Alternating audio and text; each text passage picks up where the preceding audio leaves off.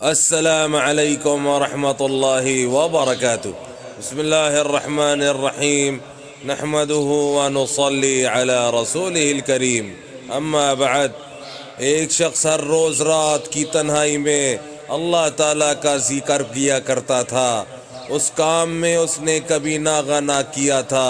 ایک دن شیطان نے اس کے دل میں وسوسہ ڈالا کہ اے شخص، تو ہر روز رات کو اللہ اللہ کرتا ہے اور ایک مدت گزر گئی اس کام کو کرتے ہوئے، لیکن کیا کبھی ایک بار بھی اللہ تعالیٰ کی بارگاہ سے جواب میں لبیک ہوئی ہے؟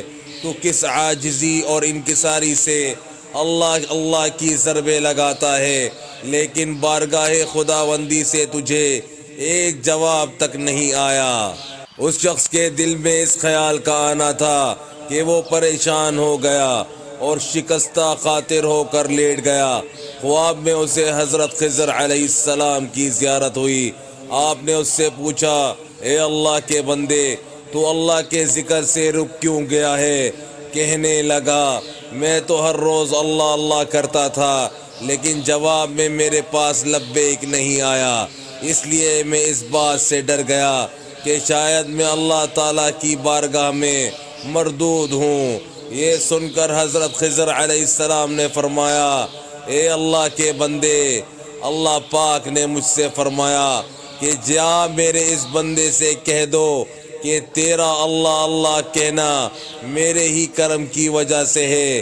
کیا میں نے تجھے اپنے کام میں نہیں لگا رکھا ہے؟ تیری طلب اور تڑپ مجھے سب پتہ ہے۔ میں تجھے بھولا نہیں ہوں اور نہ ہی میں نے تجھے نظر انداز کیا ہے۔ تیری ہر پکار پر اور ہر بار اللہ کہنے پر میں تجھے 1000 بار لبیک لبیک کہتا ہوں۔ تجھے یہ سوچ، یہ عمل، یہ طلب میں نے ہی دی ہے اور میں نے ہی تجھے اس کام پر لگایا ہے، اور اصل میں تجھ سے زیادہ مجھے ہی تیرا اشتیاق و شوق ہے۔